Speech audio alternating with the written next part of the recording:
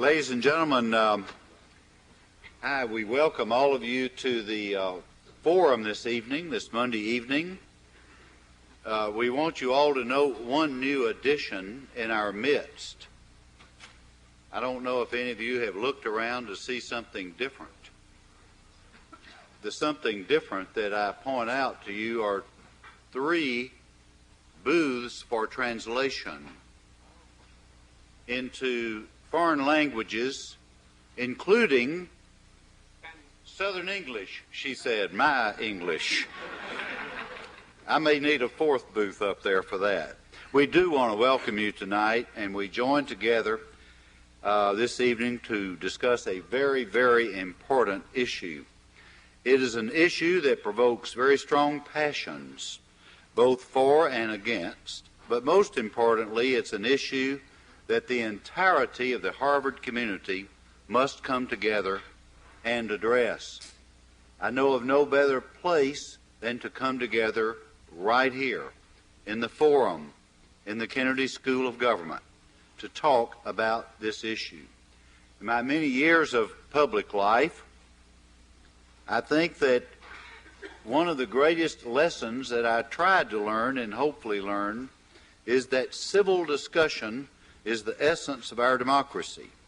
As a country and as a community, we cannot move forward without it, and freedom of speech and respect for one's opinions is truly the cornerstone of our democracy and the envy of other nations.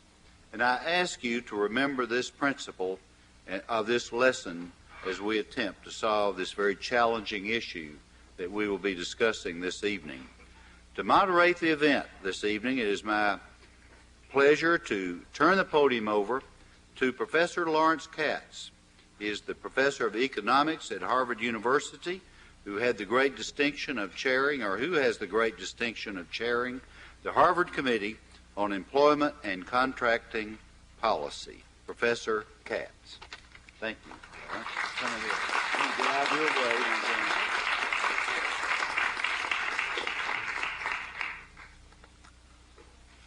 I want to welcome all of you to a public forum today sponsored by the Harvard Committee on Employment and Contracting Policies, or the HCECP, as we somewhat inelegantly call it.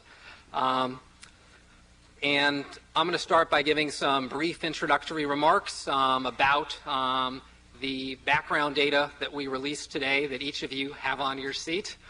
And then we're going to hear from a number of different speakers representing different viewpoints across the university on these issues, and then we will open it up to the floor for comments. The Harvard Committee on Employment and Contracting Policies was formed in a somewhat visible way in May of this past year.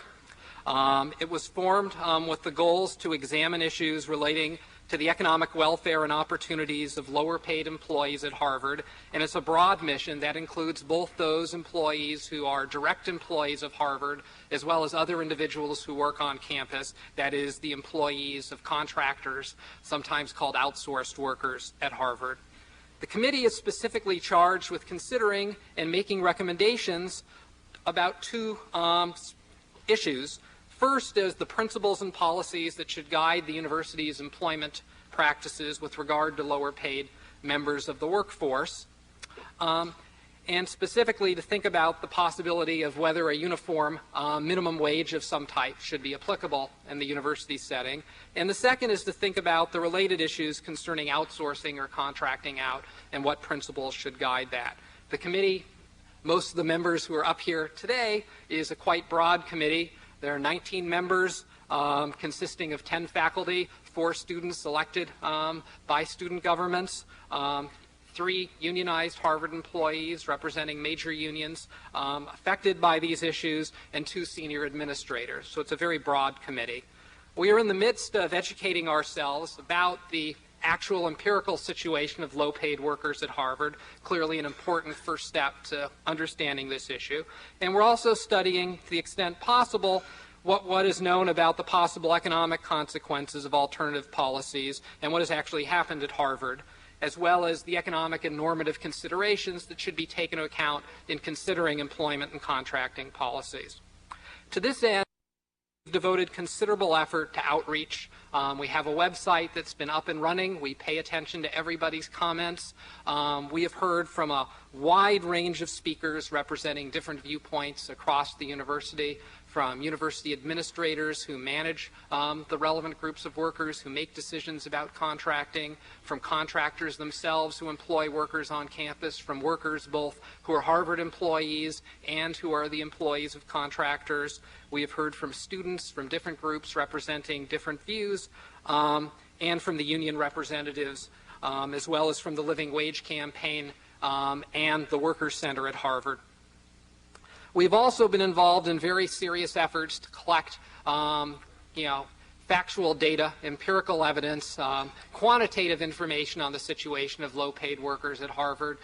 We've been putting together information which you have in the background report today on wages and characteristics of workers at Harvard and the changes in those situations over the past decade. And we have been hearing, as I noted, testimony from a wide range of individuals, and this is just the beginning of the process. We are continuing to seek input. All emails or other forms of correspondence to the committee get distributed to every member of the committee, and we want to hear from all viewpoints and anyone who has any information that may be relevant to this. And part of this mission, which is to keep the community informed as to what we're doing, has generated this public forum today and has also been the reason behind a fairly unprecedented for a university committee release of major data as we're in the middle of our process. And I want to just summarize some of the basic facts we uncovered that each of you have in the report that was left on your chair. The first basic, and I should just point out that these are quantitative information for focusing on wages and characteristics. It's not the complete picture yet. There's still important information on employee benefits that we're working on, and clearly there are the experiences of workers themselves, which are quite important, which are not fully integrated into this document. So if you look, for example, at Table 1 or the corrected version, it gives you a basic outline of who is the Harvard workforce and who are the lower paid workers at Harvard.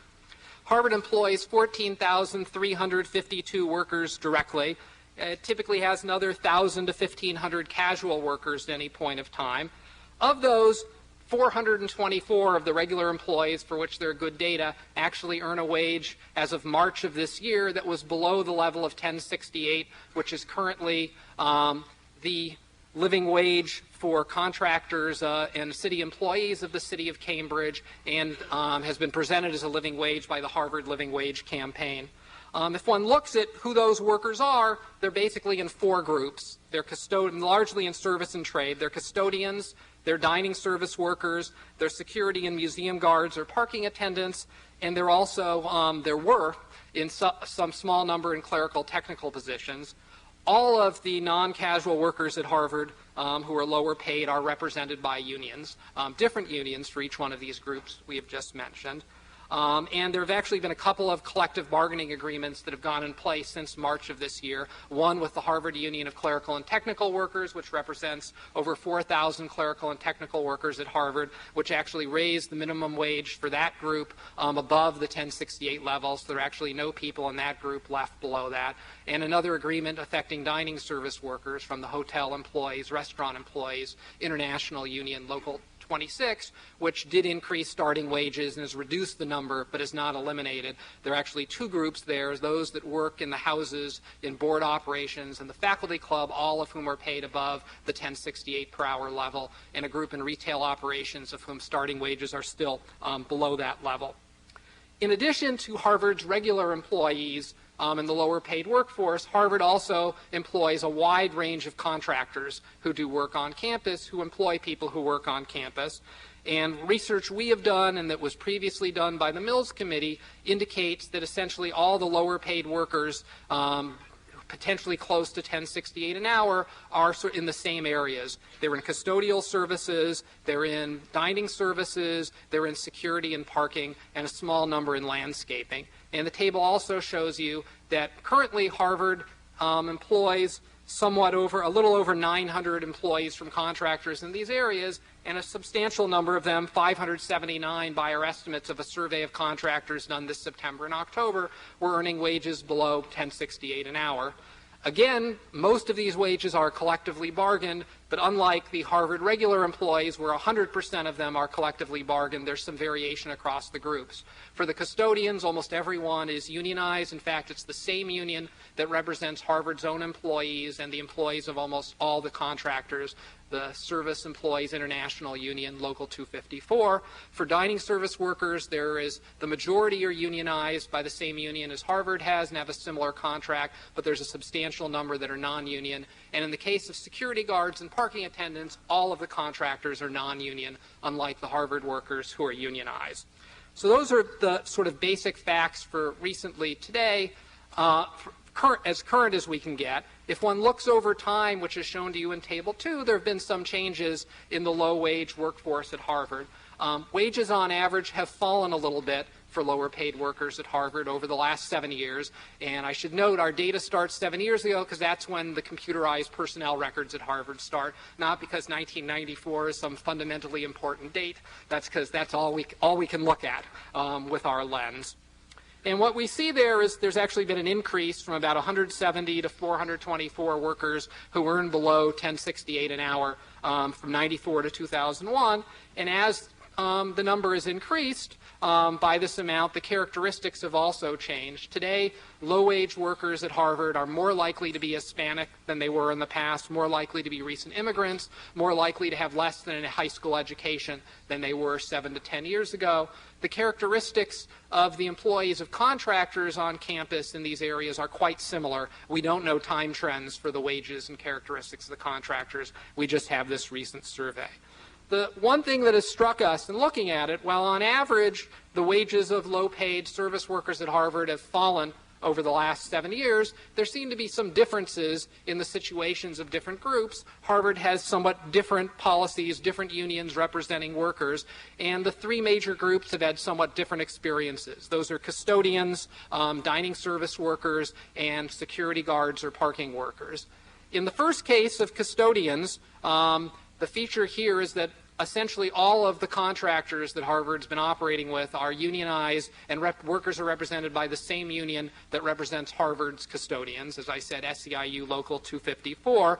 And basically what has happened is Harvard used to pay wages that were a separate agreement from the master agreement covering unionized custodians for most of the contractors, which offered higher wages than the master agreement. And over the last decade, particularly in changes in the early 90s and 1996, the wages in Harvard's agreement with the SEIU Local 254 have moved to the level, have gone down essentially to the level of the master agreement of the contractors. And what has happened, over this period, but if one went back about 20 years ago in 1980, almost all custodial work at Harvard was done in-house by direct employees of Harvard. The wages of Harvard custodians were above those of outside contractors. Outside contractors grew over this period. The individual units of Harvard had choices. They get to decide whether to contract out or hire inside custodians. What we have learned from them is that they viewed both the quality of services and the cost to be higher in-house than they were outside. The facts, whatever the reasons, show that from 1980 to 1996, there was a large drop in the number of in-house directly employed custodians and a large increase in outsourcing and bringing in of contractors done in the many different schools at Harvard. Wages remained well above in Harvard those in the outside through the early to mid-90s. The changes in the agreement have brought them in line. Since that time, 1996, in fact, there's been growth of employment for custodians at Harvard in-house. The outsourcing trend has changed as wages became equalized inside and outside. And there's also been a shift towards full-time work. The number of in-house custodians working full-time has increased, but the consequence of that is that wages are substantially lower today for custodians, about 15% lower than 7 years ago, and for some groups more than 20% lower than they were 8 or 9 years ago, but they're very much the competitive wage for unionized custodians and contractors. Harvard is sort of, if one looks at the other universities in the area, about half of them pay sort of what the master agreement pays, and about half of them use in-house custodians and pay substantially higher wages as Harvard used to do a decade ago or before. The second case is dining service workers is quite different. There, There was a small decline in real wages through early this year. That has sort of changed with the latest collective bargaining agreement, so that basically real wages have been stable. There has been no real growth in outsourcing over the last 7 years.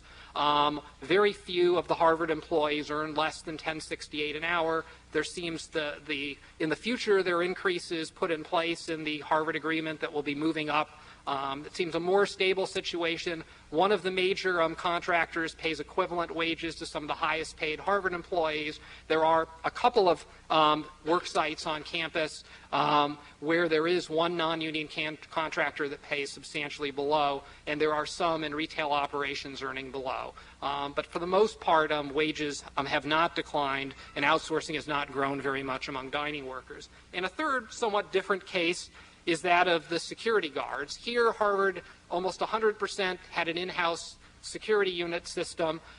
It is over the last decade essentially shifted from in-house to contract guards, and unlike the case of custodians, from union to non-union. There were tremendous concerns, again, the decentralized decisions at Harvard of high cost of custodians and of poor service, and many complaints have been reported to us from the administration, and this motivated different parts of Harvard. There were some financial difficulties in the guard service, and over time the number of in-house guards has been reduced dramatically as the different schools have moved towards using contract firms. No wages were individually reduced for guards, but through attrition, the higher paid in-house guards have been moving out, and lower paid non-union guards working for a contractor have moved in. There's a somewhat different situation for museum security guards who are all in-house.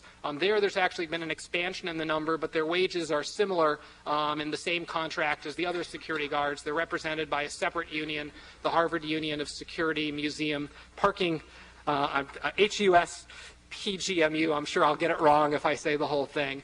And wages have fallen similar to those of custodians for these groups over the last 7 years. So overall, there are different stories for different groups. Does not seem to be one pattern, a lot of nuance and complexity. The same period, the characteristics of lower paid workers at Harvard has changed. They're less likely to be highly educated, and all of these groups more likely to be Hispanic.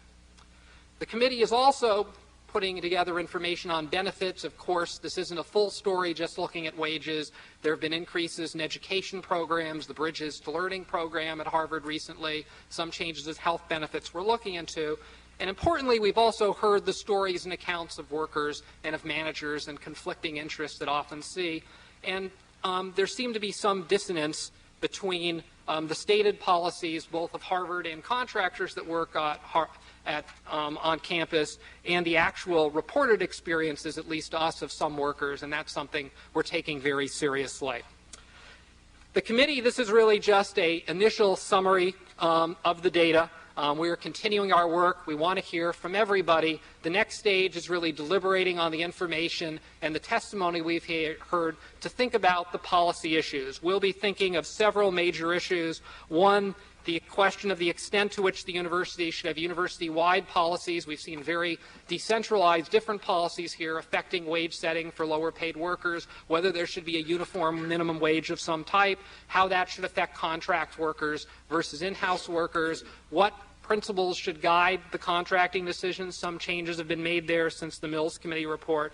And finally, how should the university think about its employment policies with respect to its community, its objectives, how should trade-offs be made, and how is the changing nature of Harvard's workforce, the shift in ethnic composition education, how should that affect the appropriate benefits, and taking account especially changes in cost of living and the nature of the situation in Boston. So we will continue to seek input from members of the Harvard community, reacting to this preliminary data and to all other information. So we're open to hear all viewpoints. And I will now give the floor to a group of speakers who will give us their perspectives on the issue. The first speaker we will hear from is Deneen Williams from the Harvard Union of Clerical and Technical Workers.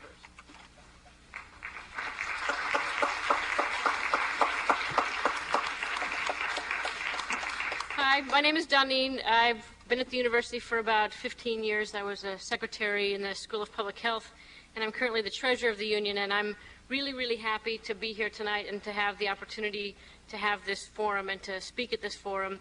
You'll notice, unfortunately, I'm going to have to slip out before the evening's over. I have a 13-month-old son, Jackson, and I try to be home for my very favorite part of the day, which is the reading of Elmo Wants a Bath. So I'll be slipping out to get that, but any questions that might be directed towards our union when it comes to the open discussion part can be answered by my friend and colleague Alex Chisholm, who's on the Katz committee and a member of HUCTW's executive board. I really want to just make 4 brief points tonight. HUCTW represents a little over 4,000 workers at Harvard University, and of that group, we consider just under 500 to be what we consider our lowest wage jobs, what are referred to as grades 47 through 50. And those workers are clumped into sort of 3 main groups. Animal care workers, the people who take care of the research animals in the medical area, the primate center, and FAS. Door checkers in the libraries, and also laboratory aides who work in the science laboratories across the university. I'm going to say only just a brief thing about wages, because there's going to be a lot that talks about wages over the course of the evening, as the committee has heard. The minimum for our workers right now is $10.83 an hour. We actually believe that that is the least that anybody at the university should make, and we're proud that over the course of the next 3 years of our agreement, the minimum wage will raise up to $11.71. In our most recent contract negotiations, we took an approach that we hadn't taken before to our lowest wage workers, the people in these 4 pay grades, and gave an extra percentage increase, a higher percentage increase to that group of employees than to the other groups of employees in our union, as a way to try to bring those lowest paid employees up closer to our mid-range employees. And we think that that's a way to help sort of scoot the bottom up closer to the middle and up towards the top, and an approach that we'll probably continue to take over time as we negotiate with the university. The second point, and one of my main points, is that I think what our workers care a lot about and what our union cares a lot about is education and training. The jobs that our members do that are in our lower pay grades are ones for which there is not a lot of upward mobility.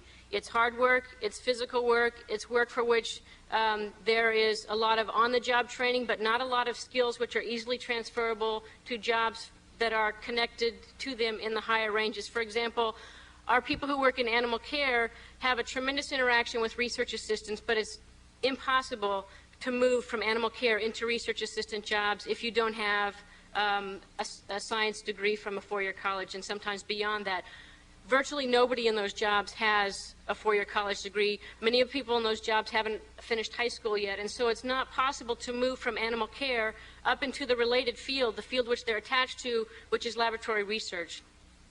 Similarly, people who work in labs as lab aides have the same hurdles and barriers, and people who work in libraries have a similar situation. And so we think that focusing on education and training is an area which will help this group of people tremendously. But it can't just be a cookie-cutter approach, or we can't just say, here's the program for education and training that's going to work for the whole university. The jobs that these people do are service jobs.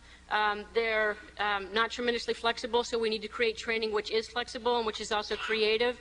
It needs to be training which happens on work time, because most of these people also have second and third jobs, so going to training after work or before work is not possible, because there is no after work or before work if you're going off to another job. The third point I want to make is really something that's a little bit more long range than the immediate issue of education and training, and that has to do with housing. Housing is a problem for all of us. Nobody in this area is untouched by the problem that we've had with housing in the recent years, but people in the lowest pay grades are hit much more intensely with this problem, and I think we need to take an approach as a whole community which not only affects a broad range of people, but also which has us working with constituencies that we may not have worked closely with in the past, which is cities, towns, state, and local governments, to try to find a solution to that problem. I want to say one brief thing on outsourcing, which is I know there's a current popular idea that outsourcing is something that will help us bring higher quality work to Harvard. And within my union, we don't actually believe that. We believe that The work of the university will be of the highest quality when it is performed by people who are members of the Harvard community as equal partners, and that means that they're employees of the university. Thanks.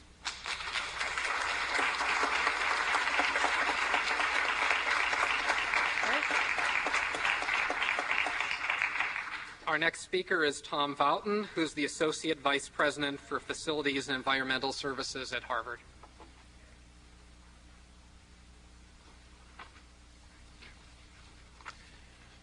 Thank you, Professor Katz, committee, ladies and gentlemen. Thank you for the opportunity to address this group this evening.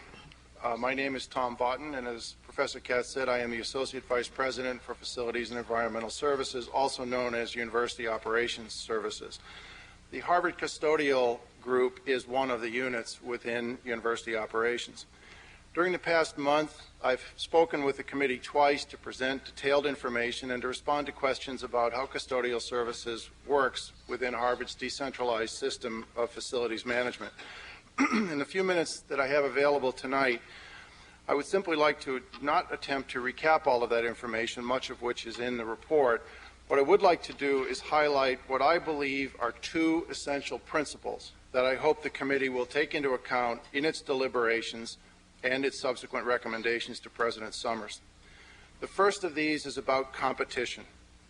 Harvard's service departments, including all of university operations, exist solely for the benefit of the schools in support of the academic mission of the university.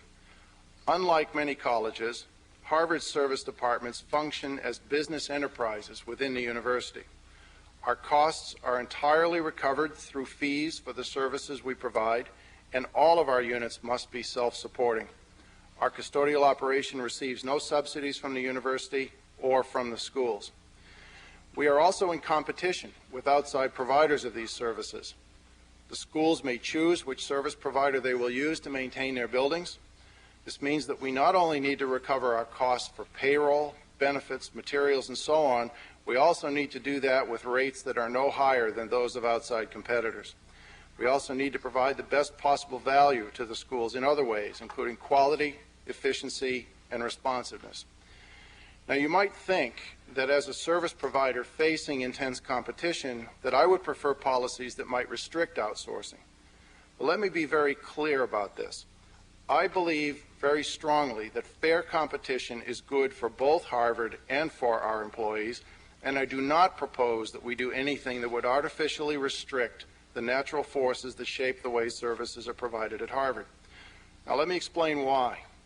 Prior to 1980, as Professor Katz said a few minutes ago, nearly all cleaning was done by Harvard custodians, and the schools had little to say about who did the work or what it cost. In effect, Harvard's custodial services was a monopoly. This led to problems on several levels. Harvard's custodial labor costs were substantially above those of outside companies. Indeed, by the late 1980s, it cost the schools 40% more to have a full-time Harvard custodian than a custodian working for an outside cleaning company.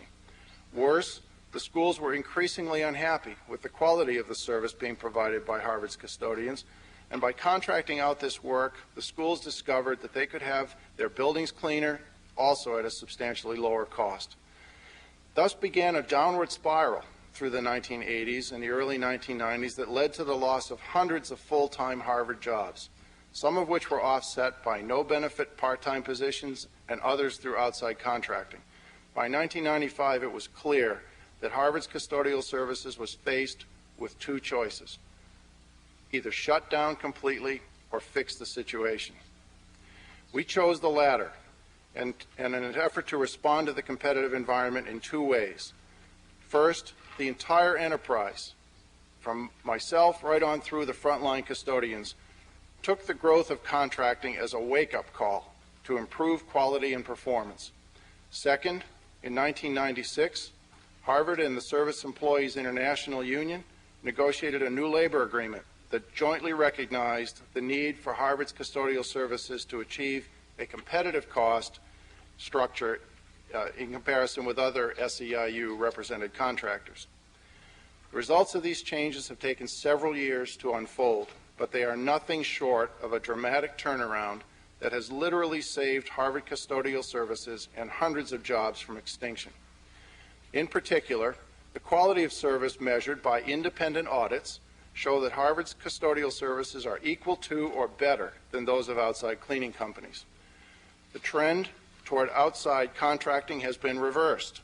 You can see what happened here in 1996. And perhaps most dramatically, from our perspective, is that the number of full-time benefited Harvard custodians has increased by 80% since 1996. The important message for everyone, employees and management of the university as a whole, is that we are meeting our fiduciary responsibility to the university. Our staff have earned the right to work by meeting the university's high standards. Harvard's buildings are cleaner than ever before, and all service providers, both internal and external, are working more efficiently than ever. The conclusion is clear. Competition is healthy, and it has created good jobs at Harvard. If you believe, as I do, that competition is good for both the university and the people who work here, then the second principle I hope the committee will address is to ensure that the competitive field remains level. The issues surrounding employment and contracting policies are complex and interrelated.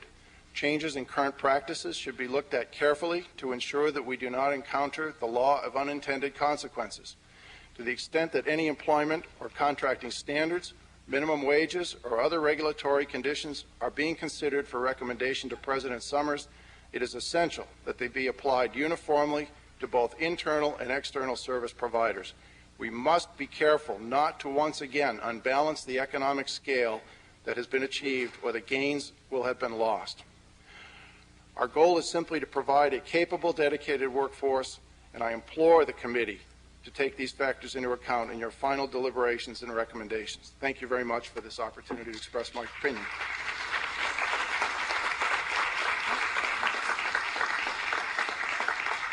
Thank you. The next speaker is Trevor Cox, who is a senior at the college and president of the Phillips Brooks House Association. Thank you, Professor Katz. I'm sure I've been asked to speak tonight on account of my being president of PBHA, the Phillips Brooks House Association, which, as many of you know, is an umbrella organization for over 80 student-run public service groups at Harvard, of which the progressive student labor movement is unquestionably one of the most vocal. I'm not speaking officially tonight on behalf of PBHA or its 1,800 annual volunteers, but I will be sharing my thoughts as someone who has been both a close witness to the living wage movement and a supporter of the idealism of the hundreds and hundreds of Harvard students engaged in far-flung public service activities. If I am to talk fairly about college students' opinions of the living wage issue, I should disclose that I have been influenced by PBHA's longtime association with Harvard employees. PBHA students were instrumental in the unionization efforts of the late 1980s, but less known is that PBHA's after-school and summer programs in the Franklin Field and Franklin Hill areas of Boston, begun in the mid-1970s, served specifically the children of Harvard who work in the children of Harvard dining hall workers whose schedules did not allow them to be at home very much. These two programs, like the PSLM, can trace their origins to casual conversations between students and Harvard employees, where lives were shared, perspectives and needs revealed, and the seeds of response and activism planted. I identify fully with this tradition of solidarity with Harvard employees and have personally understood the importance that substantive interaction with employees holds for a lot of students. Over my few years at Harvard, I've talked at length to my dining hall and house staff about the challenges they face, to Desiree, who also worked as a chemistry teacher in Roxbury, to Rose, who immigrated from Greece and has worked at Harvard for 25 years, to Ven Reese, who struggled to raise 5 sons as a single mother while working at Harvard for 23 years. I happen to have lived in 2 of the 3 houses that have retained Harvard security guards instead of outsourcing as the other houses have done, so I've gotten to know John and Billy, 2 great guys, very well. Since I come from a small town where everyone knows everyone else, it has meant a great deal to my college experience to have known as individuals the men and women around me who work so that I can learn. The employees I've known feel a pride in us students and in this university, and that pride is not generally shown in return. They invest in Harvard, and I think it's time that Harvard invests more in them. Because most important of all is the sense of community these employees help create. Gone are the days of live-in superintendents, sizable blocking groups, and house preferences. Instead, we live in a randomized Harvard where academic life lacks faculty-student interaction, where students have no adequate central space for social interaction, and where now, still, poverty wages devalue members of our community while outsourcing threatens to remove them from the community altogether. There is, I estimate, a sizable minority of students who have no opinion about the living wage issue. But if you ask a group of average students whether they are in favor of paying their dining hall workers or that security guard they know, or the workers they see keeping their house clean, paying them a wage that has been deemed the minimum necessary to live at the poverty line in this area, then I think the vast majority would say, of course. The reality is that many people don't know anything about the facts of the issue, except what they associate with the sit-in. In the consciousness of many undergraduates and many across the nation, certainly among Harvard alumni, the living wage issue has become synonymous with the sit-in last spring. Without promoting that mental connection too much, let me comment on the lessons I learned and saw being taught during the sit-in. First, the living wage protesters did not relish being in that building for 3 weeks. It was tiring for everyone involved, more than slightly aromatic, and it was a serious subject, for their very presence there was a reminder of some sober economic realities and decisions. Second, the sit-in was also highly preventable. Too often, I think the university relies on the passage of time and the inevitable turnover of students to avoid addressing potentially embarrassing issues. That seemed to be the tack taken by the administration all last year, and it took the courage of the sitters-in to call its bluff and force dialogue on the issue. In the same vein, what the sit-in came to symbolize most for me and for many other students was the university's continuing, indifferent response to the situation. Not willing to budge, at first, on any demand of the sitters-in, the administration seemed equally unwilling to examine its own position or to defend it. It shouldn't require 45 people risking arrest, academic failure, and their health to make the university respond to important questions in a thoughtful and substantive manner. Third, I don't believe, as many students tended to during the sit-in, that the protesters hate Harvard University. When I criticize Harvard, or the PSLM criticizes Harvard, or most people criticize Harvard, and I exclude Pat Healy at the Boston Globe from this group, it is because we want to make this wonderful institution even better, because we want to hold Harvard to the highest standards, and because we fervently believe in the potential of this community as a whole. As such, I think Harvard missed a real opportunity to take the moral high ground on an important issue, to articulate a commitment to its employees, to make a statement to the rest of the world about its values. Instead, the world received a far different message from Harvard's powers that be, a message of glacial, unfeeling ambivalence, a tone that I and others could not defend to our friends and families, even as we wanted to be proud of our university. And it is our university. Now, even as employment practices remain virtually unchanged after all that, the campus awaits the findings and recommendations of the Katz Committee. I don't want to speculate too much on what those will be, but there is, I think, a strong argument to be made that implementing a living wage makes economic sense, because investing in workers prevents turnover and retains skills. But implementing a living wage might not boil down to an economic decision, but rather rise up to the level of a moral choice, because we know that a commitment what the economy would dictate. Economic decisions are essentially compromises, the meeting points of supply and demand. The salaries of faculty are compromises just as much as are the wages of Harvard's lowest paid workers. But I do not believe Harvard should make compromises below what has been established as the living wage in this area. It hurts not only the workers, it hurts Harvard, because the question is not what Harvard can afford to do. There are many different things that Harvard could afford to do with its wealth. The issue is what Harvard cannot afford not to do. I believe the future of leadership in this society, be it in business or education or medicine, lies in social responsibility. And if Harvard is to remain a leader of institutions and of minds and a teacher of positive lessons rather than negative ones, the administration must turn an apparent economy of decency into a wealth of decency, a measure of decency worthy even of the Harvard endowment. Harvard University, in closing, contrary to what many administrators seem to think, is not a private corporation, but a not-for-profit educational institution. I therefore submit that the business of the university is not to think like a business, to remain self-sufficient, yes, but not to have as its primary goal self-perpetuation, independent of a sense of moral purpose. I want to attend an institution that holds itself to the highest standards, that is guided more by standards of fairness than economic shortcuts, that values all members of its community, and that is willing to pay its workers not just what it is legally required to, but what those workers need to live at a minimally acceptable level, at least. That is the Harvard I would like to see, and though I do not expect dramatic changes overnight, those are the bits of veritas that I will continue to hope for, and the lessons that I will carry away with me from this place. I thank you for allowing me to share them with you.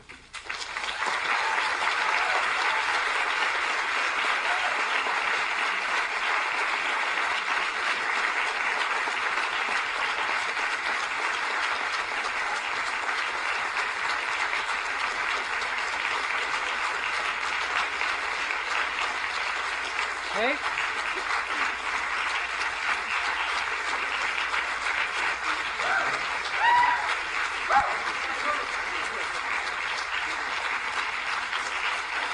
The next speaker is Molly Mcgowan, who is a senior at the college representing the Harvard Living Wage Campaign. Thank you, Professor Katz.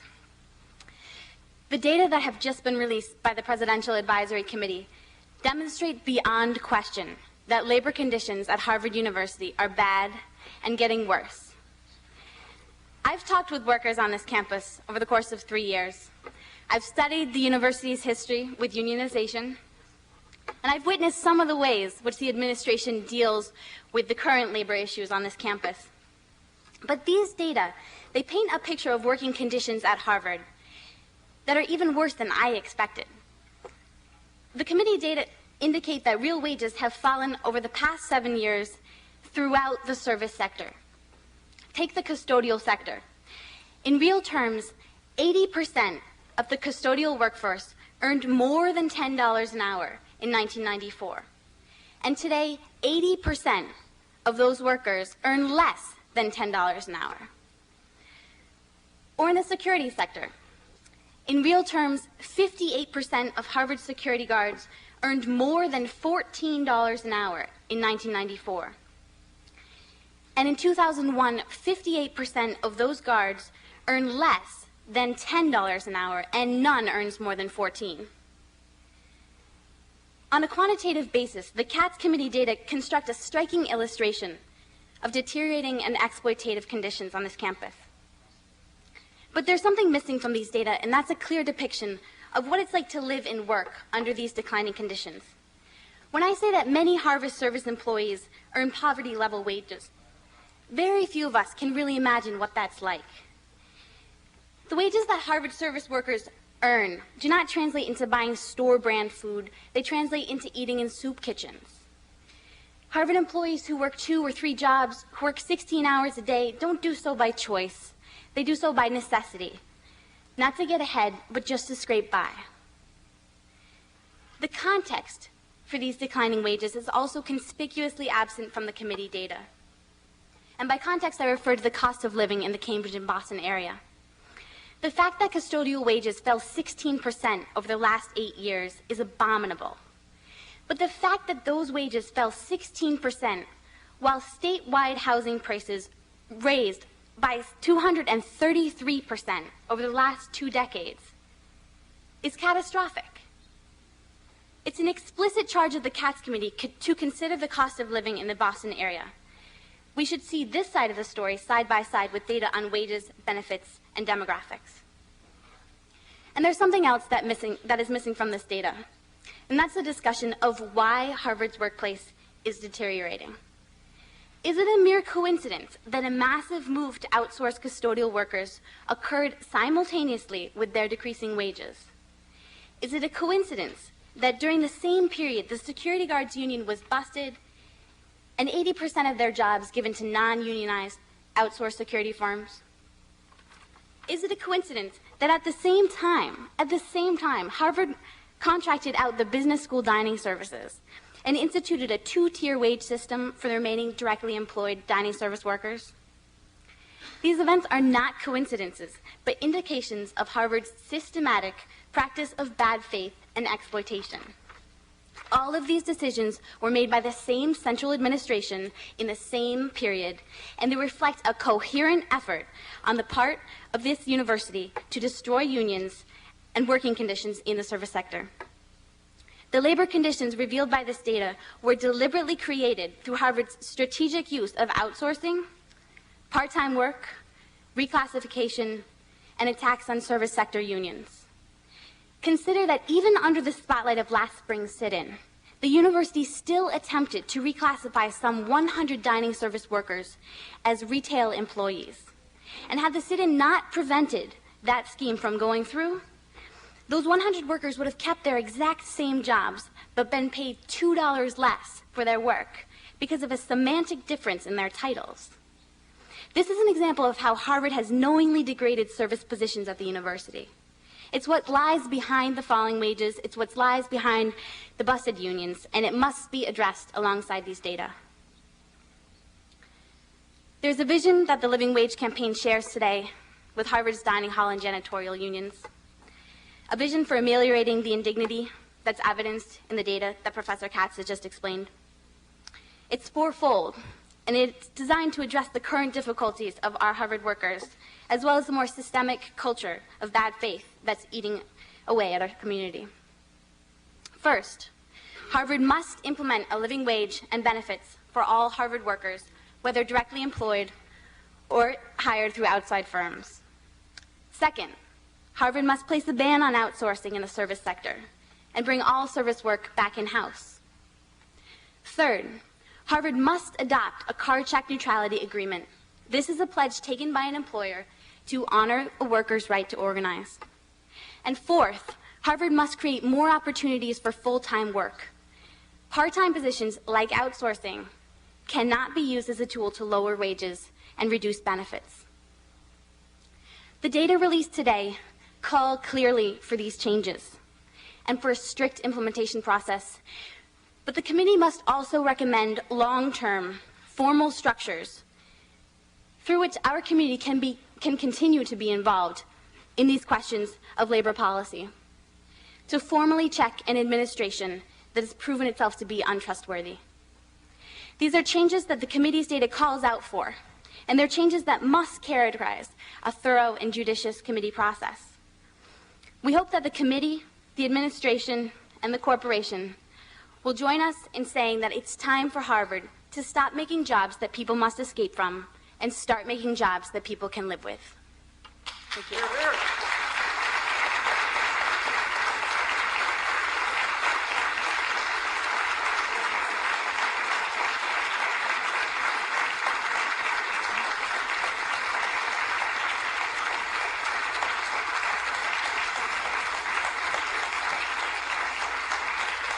Okay.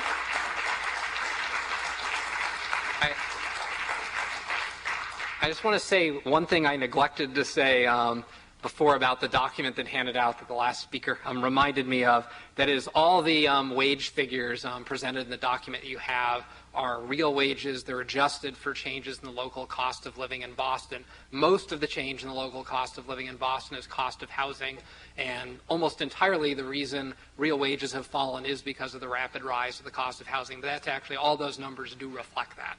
That doesn't, there are other issues there, but one should just take that into account in looking at the numbers. Our next speaker is Graham O'Donoghue, who is a senior at Harvard College.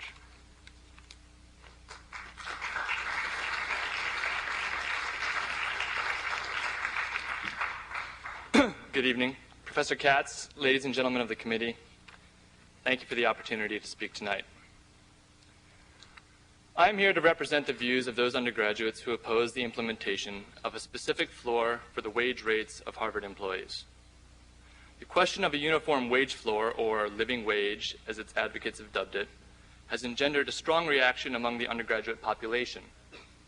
And though, as one of 3 undergraduate speakers here tonight, I am the only one arguing against the establishment of a uniform wage floor, I am certain this does not reflect the actual proportion of undergraduates opposed to the idea.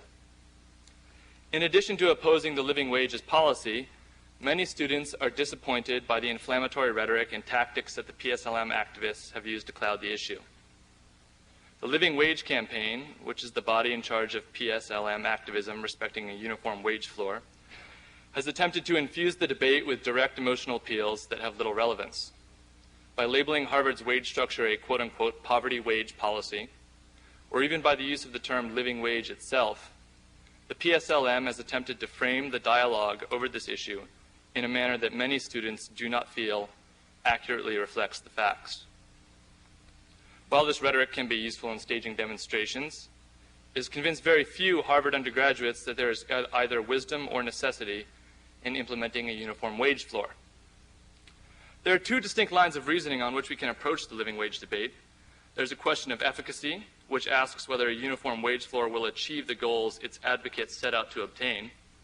And then there's a second question concerning social values and moral principles, which asks whether the implementation of a uniform wage floor is necessitated by the moral norms of the Harvard community. It is primarily upon this second line of reasoning that the entire Living Wage Campaign is founded. In Part 1 of their comprehensive report, the PSLM writes, "We place social and moral concerns first in our discussion because they properly form the basis of any debate about whether to adopt a living wage policy." As members of the Harvard community, the PSLM asks us to affirm the principle that every member of our community needs and deserves a living wage with benefits. I am here to argue, on behalf of many of my fellow undergraduates, that we reject this principle for several reasons. With brevity in mind, I shall outline two of these. First, we must distinguish between the proper tasks of a city government, like that of Cambridge, and those of a private university. The proposal for a living wage at Harvard is borrowed directly from the living wage ordinance passed by the Cambridge City Council in 1999. This ordinance was passed in order to provide city employees enough money to live modestly in the Cambridge area, and the hourly wage rate thus guaranteed to all city employees is currently stipulated at $10.68. However, there are obvious reasons to differentiate between the concerns of a city when establishing an ordinance regarding wages and those of a university when determining its employment policy. The primary reason for this distinction is that the Cambridge City Council is responsible for its community in a way that the Harvard administration is not. The Cambridge City Council has a natural incentive to provide its employees with the means to live within the geographical limits of the city for which they work. Helping people both live and work in Cambridge furthers the city's aims in creating a community run by its own residents. But this argument does not apply to Harvard's case. The primary function of Harvard University is to educate its students and to conduct research. Individuals, both working and studying here, will naturally coalesce around this primary function to form a community. And while this community is an important component in the university's mission, it is only the means to an end and not the end itself. Harvard's resources should be directed to bettering our community insofar as that betterment furthers the university's central tasks of teaching and researching.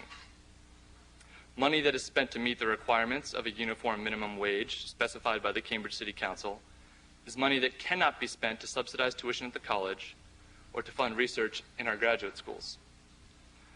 Secondly, the Harvard community is in no sense bound by moral principles to provide its employees with the means to live in the city of Cambridge. The Harvard community has not and should not adopt an ethical code that mandates such a policy. In the view of many students, it is simply absurd to claim that every Harvard employee enjoys an economic right to live in the Cambridge area, which is one of the most expensive neighborhoods in Greater Boston. But the PSLM counters that a wage floor is necessitated by our broader commitment to fight extreme poverty, and many students, including myself, acknowledge this fight as a noble one. But these same students believe the PSLM's demands are misdirected. The activists should take their petition for a higher minimum wage to the Massachusetts State House, not to Massachusetts Hall. If Harvard wants to combat poverty, it should do so through charitable contributions and not by incorporating charity into its wage policy. Moreover, there's already a process in place, collective bargaining, which is the tried and true method of efficiently mediating labor disputes and achieving a raise in wage rates. This time-tested process of collective bargaining should not be supplanted by a dialogue of drumbeats and chants that has little cognitive content. In closing, I would urge the committee to seek out student opinion that is not part of the vocal minority in the PSLM. It should be noted that there is no equivalent to the PSLM on the other side of the debate over a uniform wage floor. Most students who oppose the living wage campaign are too busy attending lectures, writing papers, and taking their exams to organize an activist group on the other side of this issue. In short, these students are taking part in our common enterprise to educate and to be educated, and have neither the time to organize demonstrations nor the inclination to stage a sit-in. Members of the committee, please do not ignore the views of students who, while not activists, feel that a uniform wage floor is not sound policy for Harvard. Thank you for your time.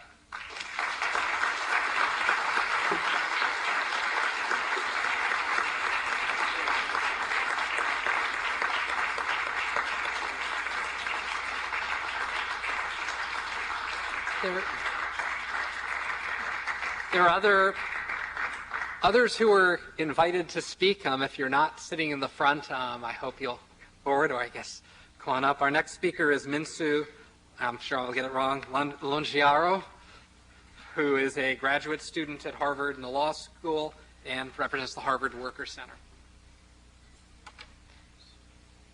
Good evening.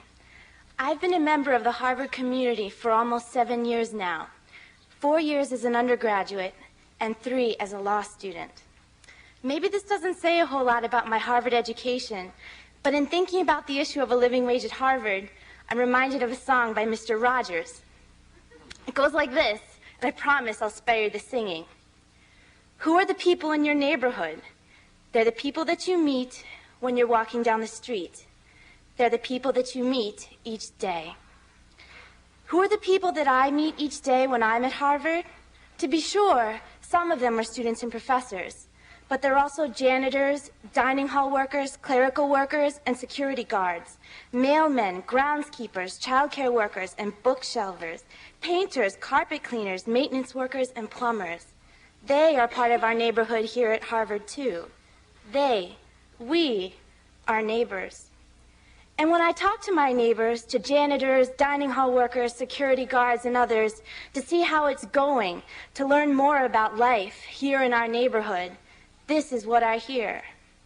Yeah, it's been a week, but I still got that fever. I go to the doctor, but then there's that $7 copayment. How do you think it feels to work at the world's most famous university, but not know if you can pay to have your own kids go to college? It's bad enough when you're out of the house 16 hours a day and you have to raise them by telephone. How am I doing? Here, working. Sure, I'm tired. I went to bed at 1 last night and woke up at 5:30. Even then, sometimes it's hard to sleep. My back hurts, you know, all that lifting. There's a saying in El Salvador, the rich man never sees what the poor man is missing. These are stories from people right here at Harvard, neighborhood stories about shrinking wages and increased cost of living, lack of benefits, and subcontractors that resort to off-the-books or illegal employment practices. Some say the word on the street is this: well, there goes the neighborhood. But do we want to give up on our neighborhood that easily? Do we want to be the kind of community that denies some of our members a living wage and thereby indicates that we do not value those neighbors as community members? Do we want to be the kind of community that by paying people less than what it takes to support themselves, their work, and their families ends up saying, you do not belong here. We do not value your community membership. You are not our neighbor. From when I first arrived as a freshman at this university, time and time again I have heard stories about the lack of community here. I have heard these stories from students, from professors, and from many of those who work at Harvard. There's no doubt that for many people, and in many ways, Harvard can be an uncomfortable place. Individualistic, I've heard at times. Cold.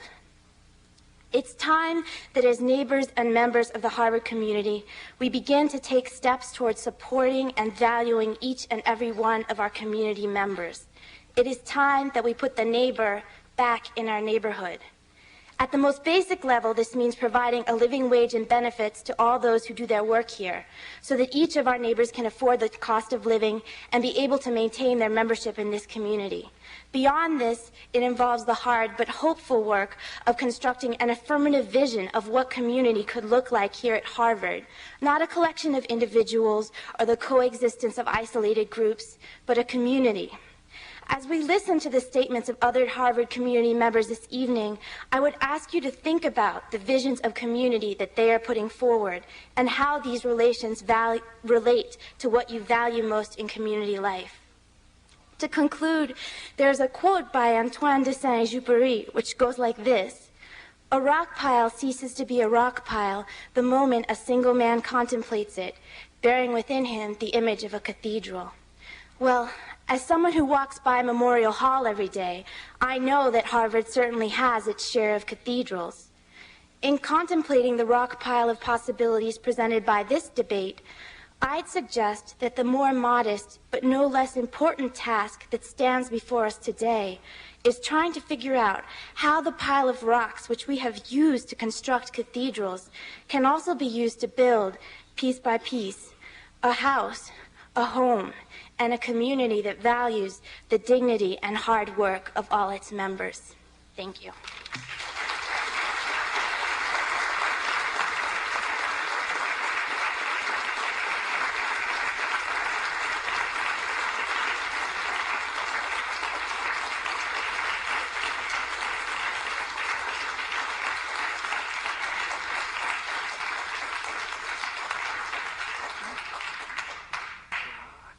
Is Edwin Matos here? Or are there other speakers? Nelson Vega? I guess neither are. Our next speaker is Professor Richard Freeman from the Department of Economics and the Faculty of Arts and Sciences.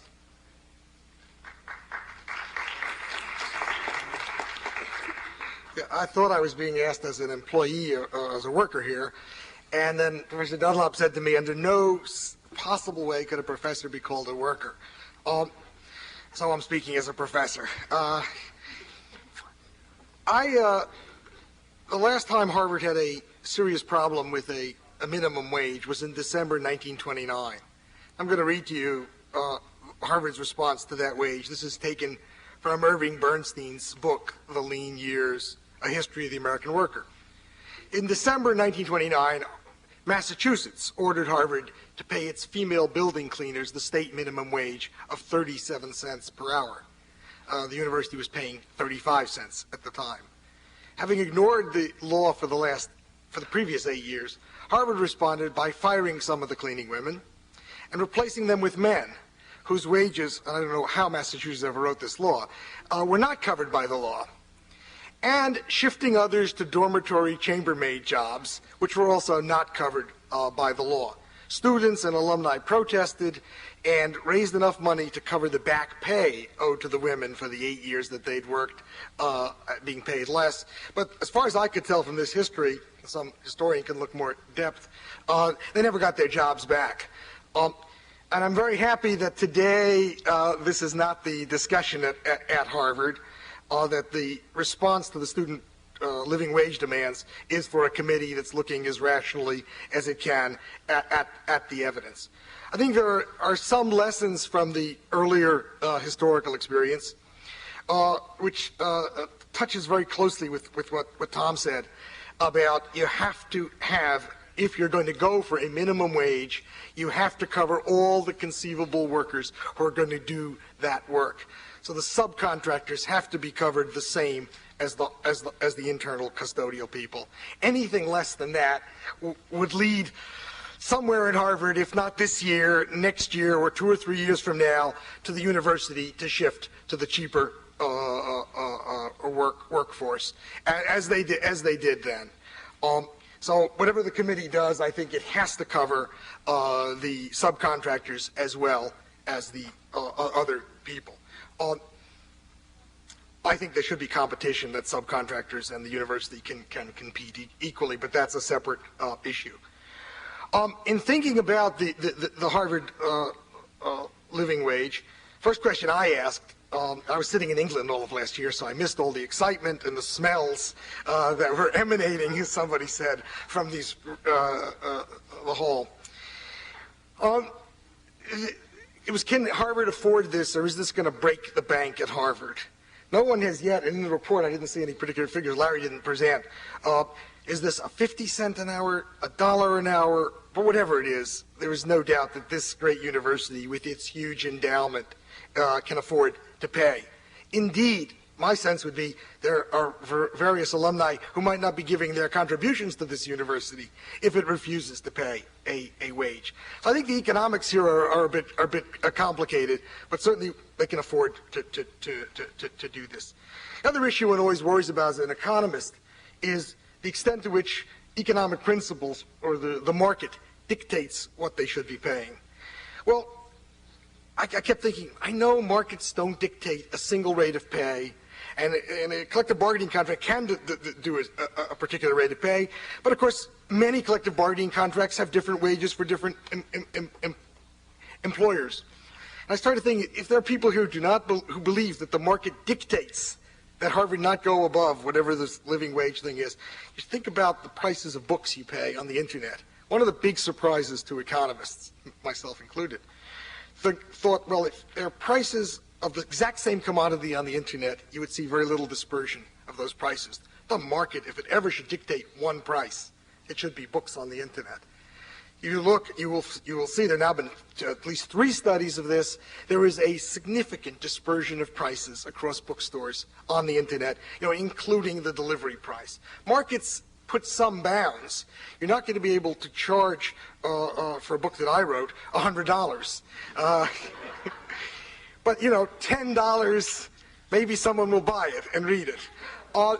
So there are bounds on this. And I think the living wage discussion of the numbers we've been talking about are within any bounds that would fit into this market. So I don't think there's any market principles here. I think this is fundamentally, thank you, one minute, an issue of decision that the university wants to do. And you can think about it in a moral terms, you can think about it in economic terms.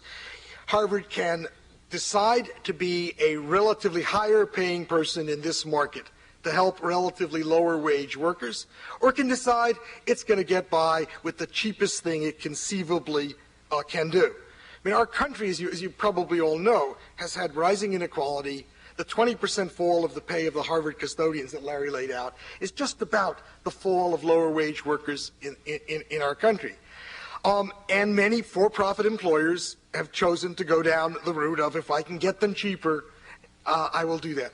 I think this university is wealthy enough, important enough, and sufficient leader in this country that can afford to say, no, we're not putting zeros behind the wages of these people. We're putting another dollar or another $1.50, and in that sense be a leader for the country. We're a leader in so many different ways. It seems to me in this area we should also be a leader. Thank you.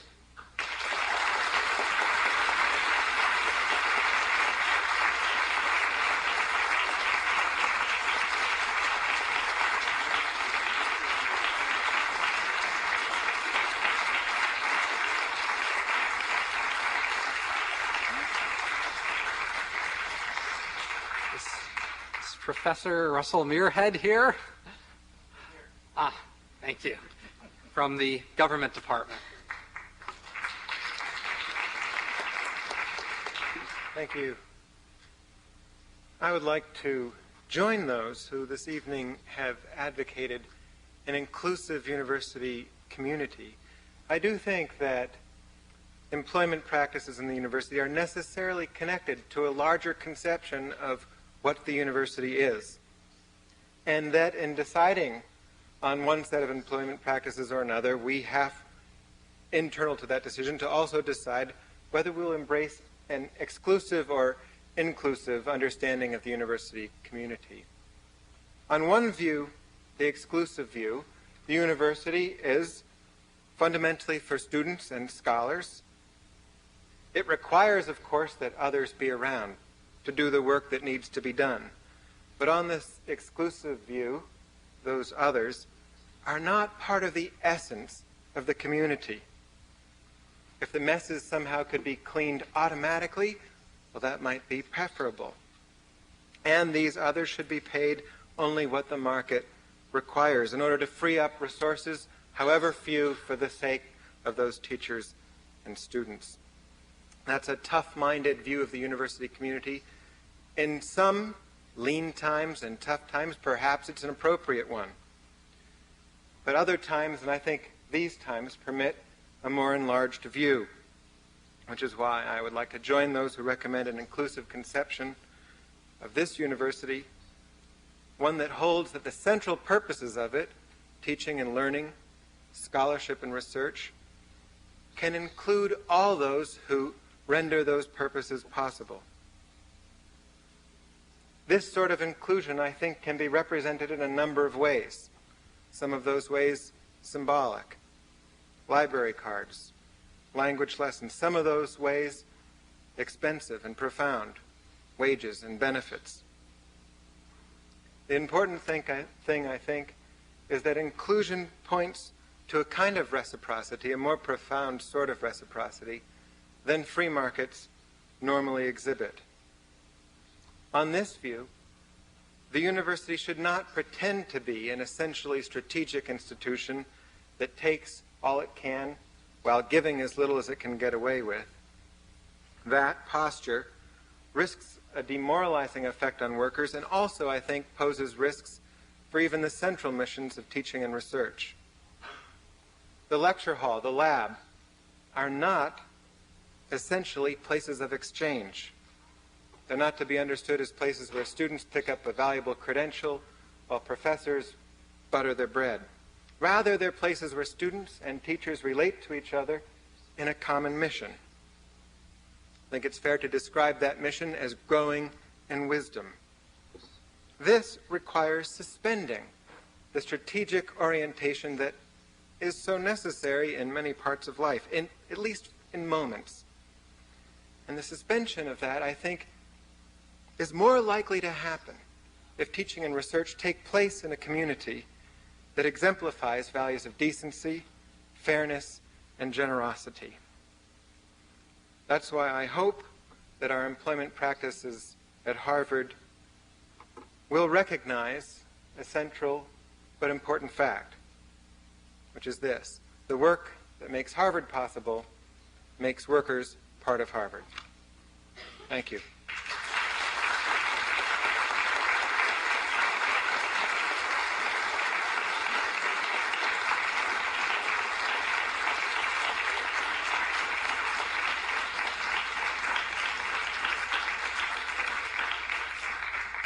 I want to thank all of our invited speakers for their contributions. And there are, I believe, 3 mics set up around the room, and we are happy to have comments from members of the community. I will go, Rex, would you like to start first? Please try to limit your comments so everyone who wants to gets a chance to speak to a couple minutes. Thank you, Professor Katz, members of the committee. Thank you for the opportunity to participate in the forum on such an important issue. In the interest of time, I would like to pass on to you, on behalf of the Kennedy School Student Government, a resolution that was passed last Thursday. I've handed out prior to the meeting. I believe everyone has a copy of it, so I won't go into all the whereases and be it further resolved. Instead, I will cover a couple points. My name is Peggy Rubach. I'm a mid-career student at the Kennedy School, and one of the initial concerns that were addressed by the student government was a process concern. There is no doubt that the work of your committee is very important, but there is some doubt as to what was coming out of the committee. So I'm very pleased to have a copy of the summaries to date and looking forward to the additional benefits analysis and other issues that you will be putting together in the next few months. But that brings me to the issue of one of the resolves.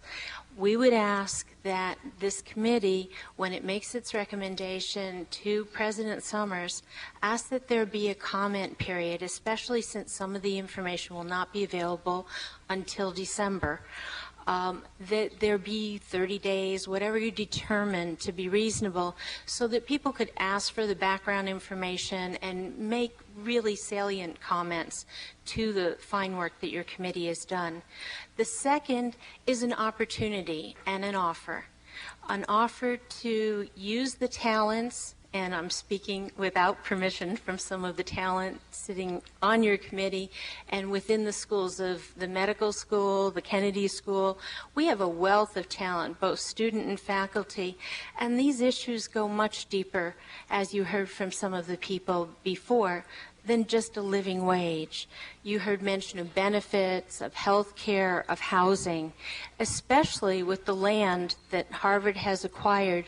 Wouldn't it be wonderful if we marshaled some of that time and talent to the benefit of the entire community, the inclusive community that represents both the economic as well as cultural diversity? Thank you very much. Okay, thank you. Please try to introduce yourself and limit your comments to 2 minutes, because there are plenty of people who want to speak. Thank you. Thank you for the opportunity to do this. My name is Andrew Wanderman. I'm a sophomore at the college. One thing I think that's been a big problem in the PSLM, with the PSLM, has been it's framed the issue very divisively. So you're either for the living wage, which means you're for Harvard workers, or you're against living wage and you're against Harvard workers. I don't think that's the way this should be framed at all. I think there are many, many people who are for Harvard workers but are very skeptical, of the living wage. I think the most important question we should be asking is something Graham mentioned as his first line of reasoning. Is this an efficacious way of doing this? Are we creating a are we going to change our employment policies in a way that's actually going to help Harvard workers? I think there are really legitimate economic questions as to that, if that's going to happen. Will raising the wage change the kind of workers Harvard hires? Will it cause us to hire less workers and employ more labor-saving devices? I mean, who knows? I think these are just questions which need to be asked, and I don't think they are being asked. I think it's like either we get the wage or workers get screwed, and I don't think that's appropriate. I think the committee should address those questions. I didn't hear anything about that tonight, which leads me to be skeptical whether those questions are being asked among everyone here. So, thank you. Thank you. I should just note the committee is certainly investigating those questions. Next. Yes, thank you. I'm an undergraduate here. My name is Matthew Skomorowski, and I just want to speak a little bit about what informs my support for living wage. There is a janitor who cleans at Courier, Cabot, and Forsheimer houses. He has 3 jobs. From 7 in the morning till 3:30 in the afternoon, he works at the State House. From 4 p.m. to 9 p.m., he works for a construction company. And from 9:30 to 3:30 in the morning, he cleans the Harvard Quad. And factoring in travel time and just basic human necessities, he's left with about an hour and a half for sleep each weeknight. And he's been doing this for a couple years. This is 1.5 hours of sleep every night. Well, Harvard, invites me to compete, for its athletic teams. At the same time, it perpetuates the conditions that prevent this man from even a modicum of rest. While it encourages me to explore its museums, it denies this man the time to teach his kids how to multiply fractions or take them to the doctor. While Harvard demands of me the highest standards of academic honesty, Harvard has for many years denied that this man even exists. I've read the committee's reports, and I think that it confirms what many of us have known all along, and that's that over 1,000 Harvard workers are paid poverty wages, and this is at a university of inconceivable wealth. I don't think it takes a college degree to understand the injustice in this, so I'm sure that all of you will. Thanks.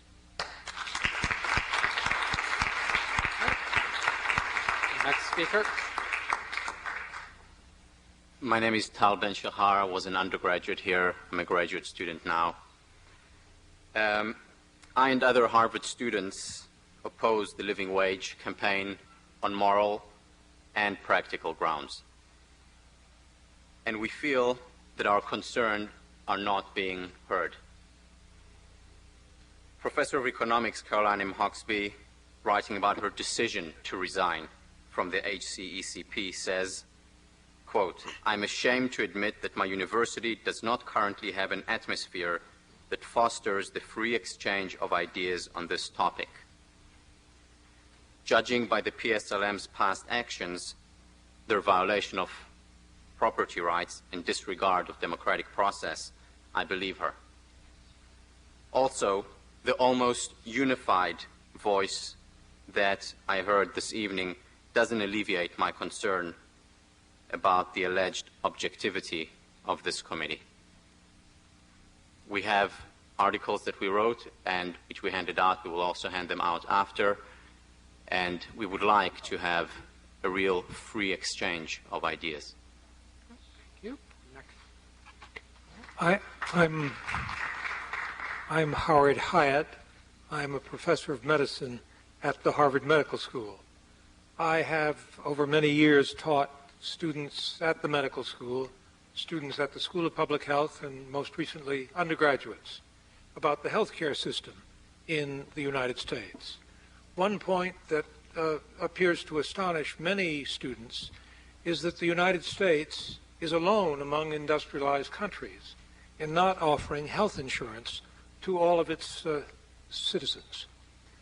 It is the committee that has brought, the committee of students, that has brought us all together tonight, that called to the attention of many, many members of the faculty who are unaware that Harvard is claims as among the people who work for it, many who don't have health insurance.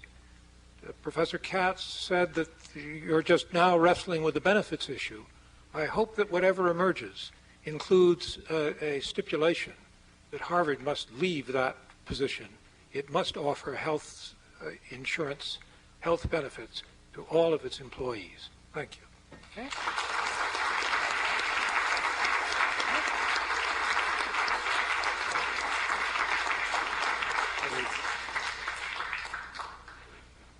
Hi, my name is Ed Ball. I'm a graduate of the class of 2001. I'm a member of the Living Wage Campaign and also of the Progressive Labor Party. When we think about fighting for a living wage, we need to expose the racist aspect of poverty wages at Harvard, as the report discusses. In general, black and Latin workers are disproportionately represented amongst those who are paid poverty wages. At Harvard, as the report describes, 75% of the workers who make less than the living wage standard 1068 at Harvard are black or Latino, whereas only 15% of the workers who make more than $15 an hour are black and Latino. This clearly demonstrates that poverty at Harvard is color-coded, and the Harvard Corporation is clearly profiting from this racism. Moreover, Harvard has played a role throughout the past decades and centuries in spreading racist ideas and in implementing racist policies. If for more information, you can speak to me afterwards about those. We need to fight to eliminate racist poverty wages, and also we need to build a movement that will fight to eradicate racism, racist poverty wages, and racist pro-imperialist elitist institutions like Harvard. Thank you. Speaker. Good evening. My name is Tom Potter, and I'm a faculty secretary at the law school. I've worked here for a little over 17 years, and I'm a member, a grassroots rank-and-file member of HUCTW. And I just want to support the goals of the Living Wage Campaign. I admire the students who sat in. I admire the progressive students of the movement to bring economic justice in all the measures that have been discussed tonight. I wanted to make one quick comment about this summary, and at other places in this document that's been circulated, it says administrators claim that both quality and costs were problems for the in-house Harvard services.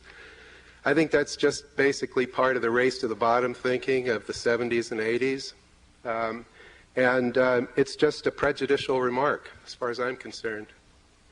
I'd also like to say that I support SEIU 254, which is a fighting union now, and they're fighting up at Tufts, which is another hard fight for justice for janitors. And there's a synergy going on between what's going on at Tufts and what's going on at Harvard now. And please take note, Harvard managers, SEIU is a fighting union, and they're going to be fighting for justice for janitors at Harvard. Finally, I'd like to say a brief comment about how this committee was formed up. Our union, which brought up the rear on the issue, unfortunately, still has yet to do significant outreach to its membership or to have any semblance of democratic due process in the creation of policy of the members. We're 35 to 4,000. I'm not sure what the present figures are strong at Harvard. We have a voice. We are organizing at the grassroots for a more democratic union. And we join in solidarity with our brothers and sisters across Harvard, unionized workers. We, the grassroots pro-democracy movement of HUCTW, demand that Harvard cease and desist from all outsourcing and create good jobs at good wages. At 1088, any of you people up here living on that? $15 an hour is poverty wages.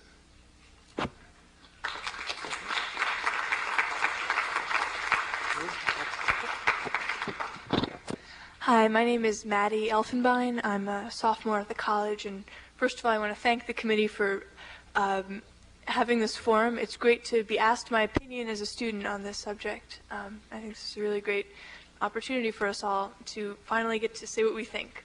And I know that you've been working really hard and compiling a lot of evidence, and that you've been scrutinizing it as fairly as possible, and I thank you for that. And I just wanted to share with you one piece of evidence that I've compiled as a student here for 1.5 years. It's about my house security guard, who we'll be calling Bob. Bob is one of 18 security guards still directly employed by the university. It didn't used to be that way, but it is now. And he works really hard. He, did a lot of extra shifts this weekend for the head of the Charles. As you all know, security was especially high this year, and he worked many, many extra hours. I think he worked about twice what he normally does. When his shift ends, he's replaced by someone from SSI, which is, I believe, Security Systems Incorporated. And I don't know what the man's name is because he works the late shift, but I know that he earns several dollars an hour less than Bob. And Bob knows that when he retires, or is forced out, as the case may be, he will be replaced by someone from SSI or another subcontractor, someone whose costs are more competitive. That's because the workers at SSI have no union. Bob does have a union, as do his 17 directly hired colleagues, but you can sort of imagine what kind of a union that is. Bob hasn't gotten a raise in over a decade. So when the university, or more specifically President Summers, proclaims its commitment to the collective bargaining process as a means of arriving at a mutually agreeable wage rate between workers and the university, Bob isn't left with much of a choice but to scoff, because, as you can see, his union and the university's willingness to negotiate with it has not served him well. It hasn't gotten him a raise in over a decade.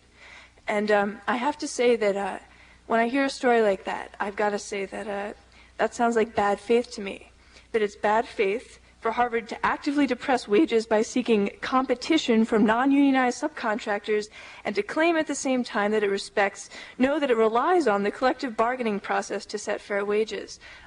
This is not the kind of practice that strikes me as honest or straightforward, and I'm embarrassed, and I would hate to see Bob forced out under these conditions. So please take that piece of evidence into account. Thank you.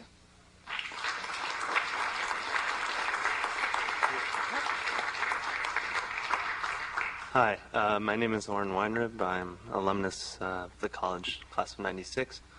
I can admit with some chagrin that I perhaps took the lessons of Ec 10 too seriously when I took Ec 10, as perhaps Mr. O'Donoghue and the fellow students to which he alludes may also be a victim. But I think it is plainly clear that, markets allow many things, such as, child labor, making Nike shoes, Sudan participating in the slave trade. I mean, I think even Mr. O'Donoghue would admit that moral considerations do perhaps enter into employment decisions and decisions of, what and who we could hire and how much we might pay them. I don't think those moral considerations can be discharged by pointing to a Massachusetts minimum wage, even the Cambridge City Council minimum wage. I hazard just a guess now that Harvard does have access to more resources than the city of Cambridge and its tax base, but I may be wrong. And given that, I think it has an obligation, given its capacity, to explore, just fully what an employee, what people can live on in this area. And I don't think it should even consider perhaps 1088 as a reference point, simply because that's what the city of Cambridge happened to look at, but should undertake to see just what it would require to maintain a reasonable standard of living in Cambridge or its environs. Thanks. Okay. Next speaker. May I ask a question of one of the committee members? We're here taking comments. Okay, well then I'll direct my question to the audience. My name is Damian Moskovitz. I just graduated last year from Harvard. And I'd like to note in response to Mr. O'Donoghue's presentation that despite the fact that most students who oppose the living wage spent their time focusing on their studies rather than being activists, I actually led a rally against the living wage. And if you're curious why I did that, I have flyers here which will explain so to you. You can pick them up after the talk. Professor Caroline Hawksby, as Paul mentioned earlier, announced in today's issue of the Crimson that she resigned from this committee here because it has, quote, neither the process nor the principle to fulfill its duties. Moreover, she writes that its membership is far from balanced. It contains several people who have an explicit pro-living wage agenda, and it contains no one with an imposing agenda.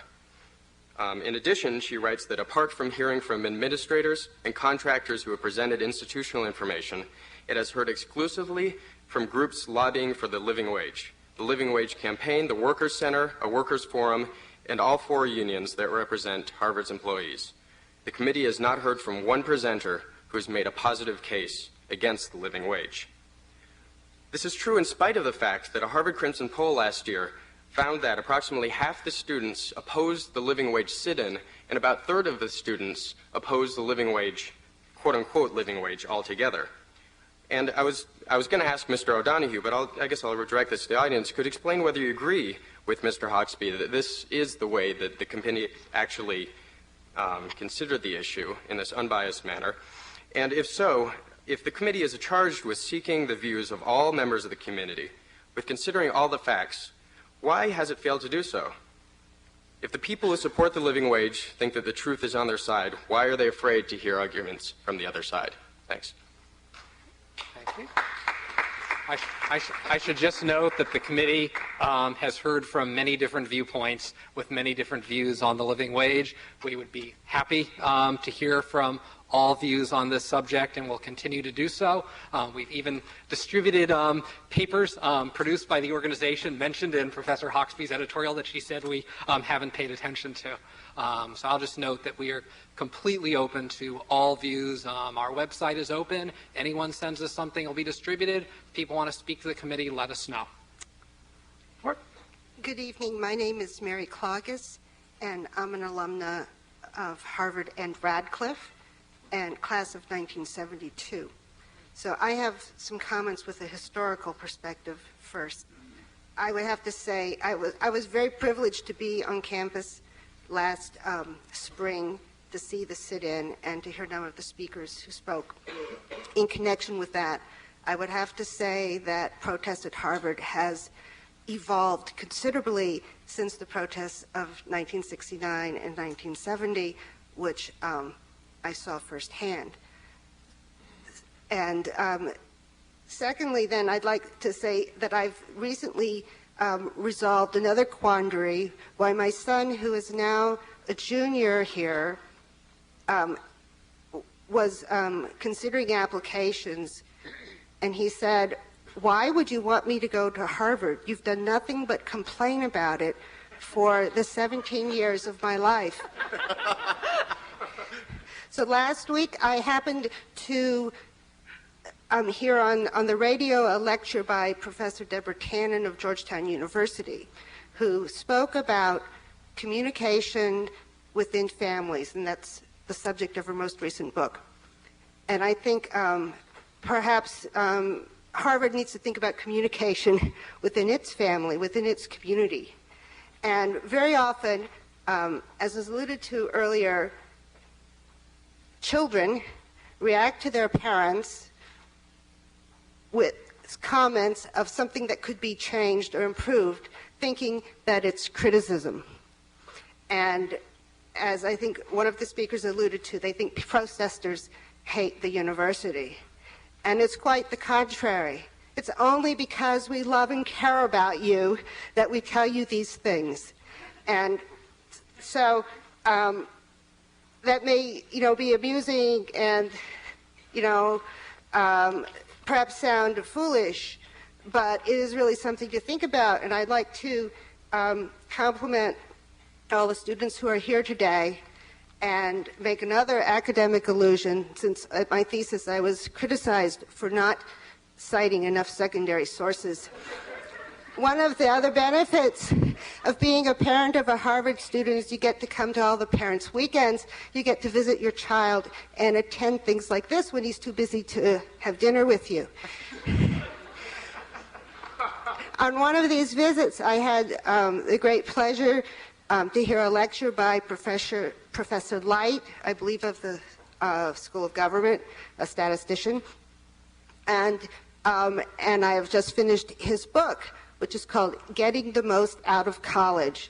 And I would like to commend the students here who engage in protests, who speak their mind, who clearly are getting the most out of Harvard. Thank you.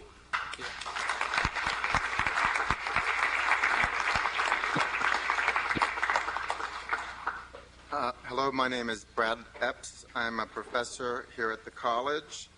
Perhaps to the dismay of those who believe this university to be a meritocracy, I indeed, in your terms, worked my way up to a tenured position. This may come as something of a surprise because I do not adhere to the beliefs that Harvard is or should be only a meritocracy in an exclusive sense. Now, tonight we've heard several statements about natural forces of free exchange. We've heard that the Cambridge City Council has a natural incentive to implement a living wage, which apparently does not hold for Harvard University. As an openly gay man, I've had to deal with nature for a considerable number of years, let's say 43. So I look with a certain amount of skepticism on pronouncements as to what is natural in the sphere of governance or in the sphere of the market. Having said that, I would say that one of the things that, having outed myself yet again as a gay man, I will out myself in a more startling way as a humanist. It is indeed a difficult time to be a humanist. I would argue that it's more difficult to be a humanist than to be queer. In large measure, because the very universities that have been the center of humanist thought, for my mind, to my understanding, does value ethics, does value moral choice, does not look at things in terms of bottom lines, and does not have a view that Harvard University, or indeed any other university, is a business, and as such, like any business, strives to produce its product as efficiently as it can, and this means not wasting money on things that do not improve its means of production. I submit to you that Harvard is in a different business. It's in the business of education and of social action. Thank you.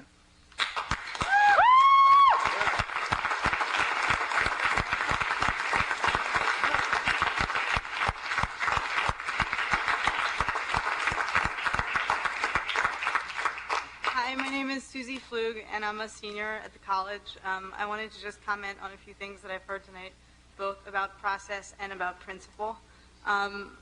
There seems to be we've heard people here tonight, and we've seen things in the newspaper today saying that only one viewpoint is being considered, but I've noticed a variety of viewpoints tonight. I've heard from a variety of viewpoints spoken at this mic, and I feel like in this process, a lot of people have been distracted by tactics or issues of framing, which make them angry or annoyed, and I really hope that people won't turn away from a discussion or turn away from an important issue because the tactics that are being used or the framing that's being used is disturbing to them.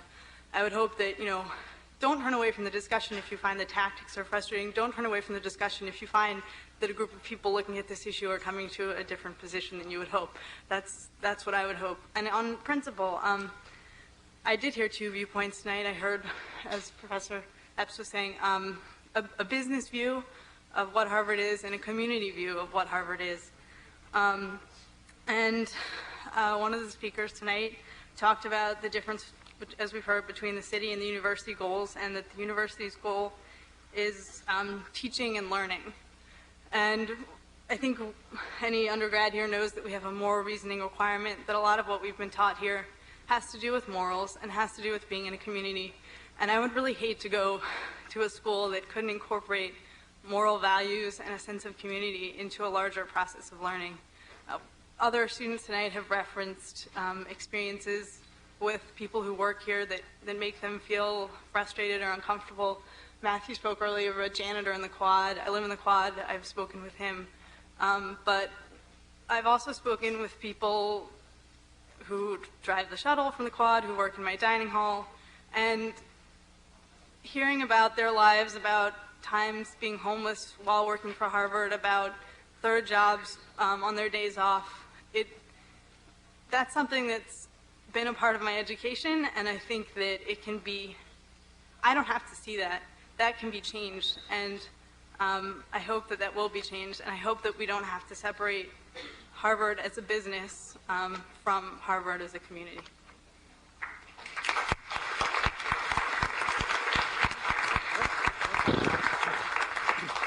Good evening. My name is Jonathan Fine, F-I-N-E. I'm a Cambridge resident. I'm the founder of an international human rights organization, Physicians for Human Rights. I'm a former director of public health and community health services for the city of Boston. I've had a lifelong love-hate relationship with this university. I say it's in my history, but not in my blood. My father was a professor here. My daughter graduated here, and I've attended here in various capacities, but never gone for a degree here.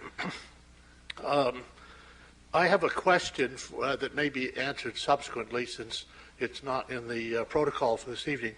Why the building trades that paint and construct, lay bricks and so on at the university are not included in the study, since I know personally that a lot of this work has been done by non-union firms that pay a questionable level of wages and benefits, if any at all. So that's a question. I also want to lay bare an assumption of what I have to say, which would be perhaps self-evident without this, but I consider each individual at this university of equal worth and value as a human being and as a worker at this university, regardless of title. People come to Harvard from all over the world to study. People come to Harvard from all over the world to teach. And let it not be taken for granted, people come to Harvard from all over the world to work. What do they deserve in return? At the risk of being booed by some present here, the students have, by and large, comfortable living quarters and 3 nutritious meals a day. The faculty, many own homes in Cambridge and the suburbs that by any standard would be the envy of the world, not likely to work under $10.68 an hour. Some of the staff and perhaps some of the contract workers have union representation, living wages, and benefits. Others are in more desperate financial circumstances, and they're exploited by this university, which pays them less than living wages, denies them benefits, and therefore strips them of dignity, and does not insist that they belong to unions, which would give them some higher measure of personal satisfaction and dignity. Harvard may not even care to know the names of many of these workers, the circumstances under which they are forced to live, the hardships of their families. Indeed, it's characteristic of many of the immigrants, especially the undocumented, nobody knows their names. They're largely invisible. One Brazilian immigrant told me that he recently worked at this university cleaning buildings for $7 an hour, no benefits. A man desperate for work. He took it for the few hours afforded him. We know what Harvard's workers deserve. What does Harvard deserve? Does Harvard deserve to be called great if it denies living wages, benefits, and dignity to all who work here? Does Harvard deserve to be called a leader in education if it fails to uphold international standards for workplace justice? And it does fail. Come and talk to me later. I'll give you chapter and verse. Does Harvard deserve to claim moral leadership in a world at sea with injustice if it flaunts justice for its very own? Does Harvard deserve support from its alumni if it exploits the most vulnerable members of its workforce? The answers are straightforward and simple. Harvard deserves relentless advocacy and pressure from all its constituencies and from the general public until it does the right thing by all who work at the university. Harvard will get what it deserves, and so ultimately will its workers. We in the living wage movement in the United States pledge to that. Thank you.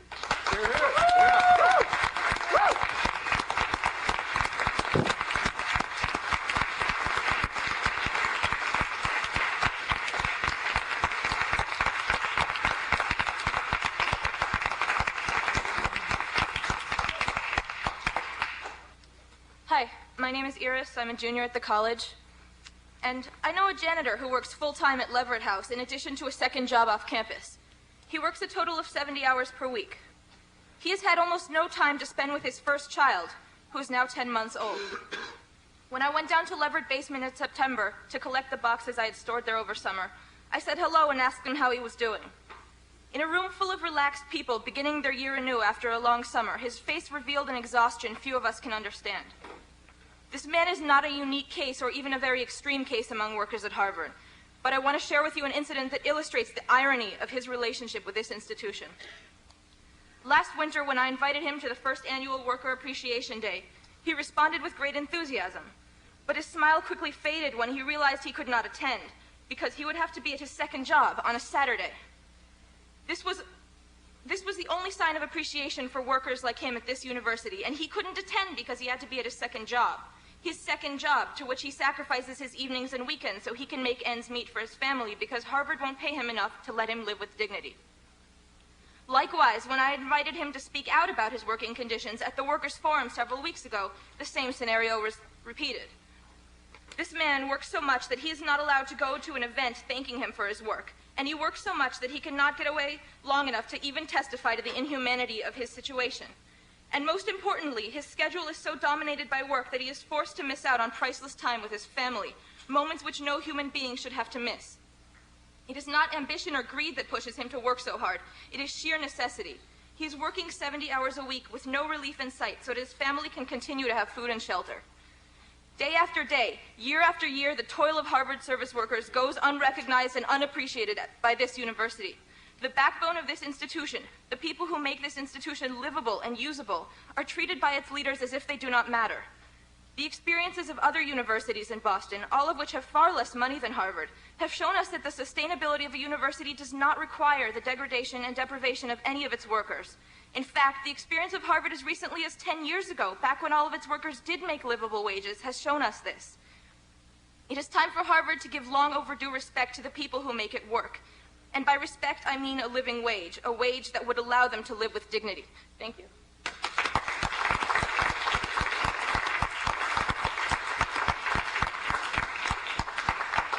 Hi there, my name is Alexis Dino. I'm a doctoral student at the School of Public Health. At the School of Public Health, I guess I wear a hat as being a member of the ad hoc student committee on the living wage. We helped organize a teach-in last spring. I'm also a member of the gay, lesbian, bisexual, and transgendered caucus there. I'm also a hellraiser. I want to make a few points. First off, as we know, as I've learned at Berkeley, at Yale University, and at Harvard University studying public health, poverty equals death and illness. Poverty equals greater mortality and morbidity across all nations and virtually all categories of death and disease. In the case of Harvard employees, that touches also upon their families, especially their children. It equals this because basic levels of sleep and rest are not accommodated for people working several jobs and who must commute into a community in which they cannot live. It equals this because children of employees are at jeopardy of not having parental care and attention.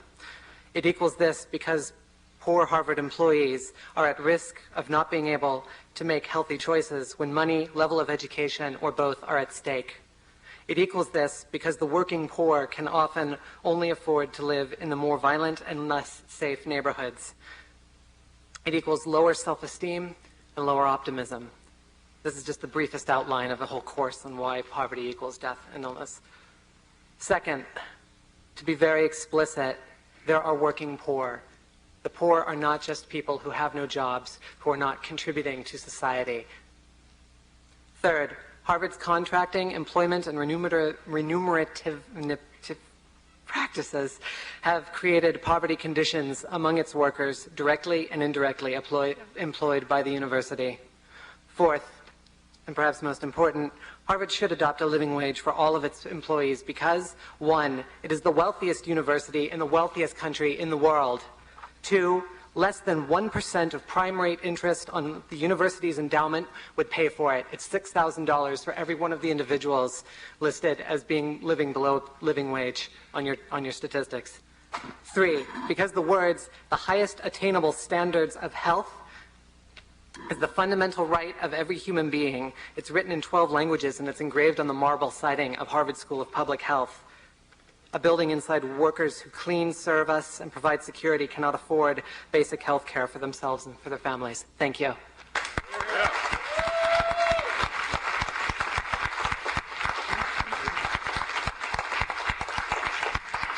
We're running out of time, so I have one more speaker. I'm going to apologize to everyone else who was lined up. Hi, my name is Amy Offner. I graduated last year from the college, and I now work for SEIU Local 254, which is the union that represents Harvard's janitors. And when I came to Harvard, I didn't think that I would end up working for a labor union. I actually thought that I was going to be a mathematician. But what I saw at Harvard changed my plans pretty drastically. And I think that, the data that was released today is absolutely damning, and it completely underscores everything that we already knew and the stories we've heard tonight about the way workers have to struggle to make ends meet and in some cases are completely unable to do so. But what made me really decide that what I should be doing is working for the labor movement was what I saw Harvard's administration doing and what I saw as sort of the need for more people to come out of Harvard and perhaps instead of going and doing the things that Harvard administrators were doing, try to fight them. The bad faith that I saw in Harvard's administration was characterized in a number of ways. For one thing, it was the contemptuous attitude towards workers that I think we saw tonight actually when Tom Vaughton said that after janitors accepted devastating wage cuts in 1996, our employees earned the right to work here. I don't think anyone should have to endure those kinds of wage cuts that forced them into poverty to earn the right to work at the world's richest university. So there's a contemptuous attitude, but there are also really specific examples of bad faith, and I want to share a couple. For one thing, when Harvard was agreed ostensibly to implement the last committee report, one of the things that they said that they were going to do was extend benefits to part-time workers.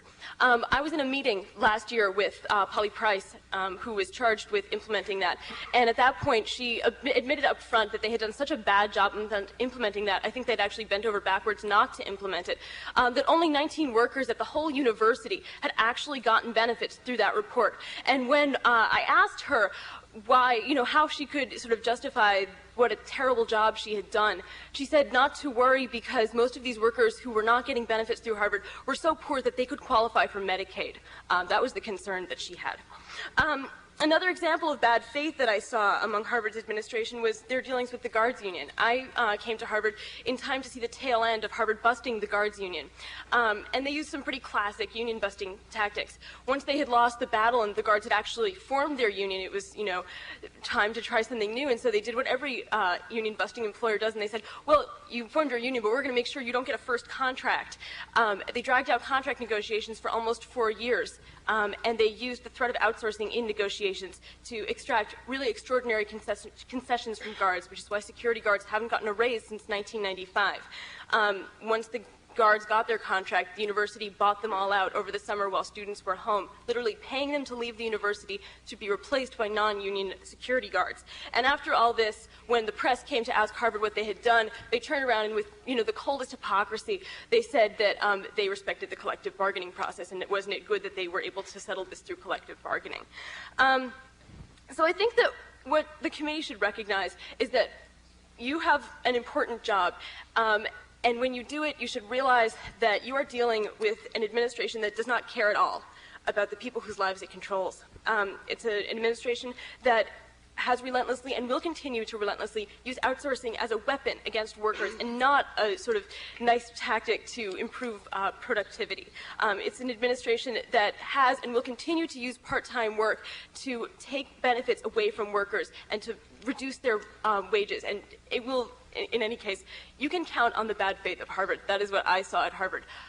What I saw here convinced me to change a lot of what I was planning to do with myself, and I think that at the very least, while I don't expect most of you to leave your jobs as professors, I think that at the very least it should inspire you to change a lot about what Harvard does here. Thank you.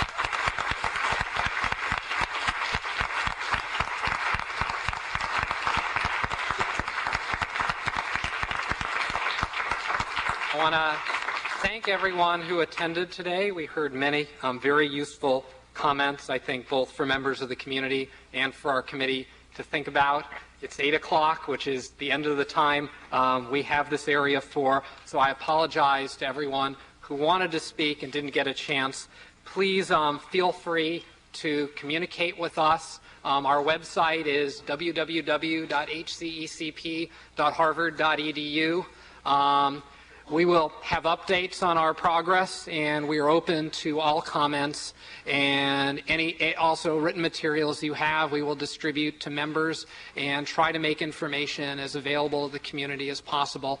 And we look forward to take very seriously our charge and are moving into the phase of gathering, continuing our data gathering, hearing from people, but trying to really deal with the issues that were discussed here today and come up with recommendations to meet our December 19 deadline. So thank you all very much.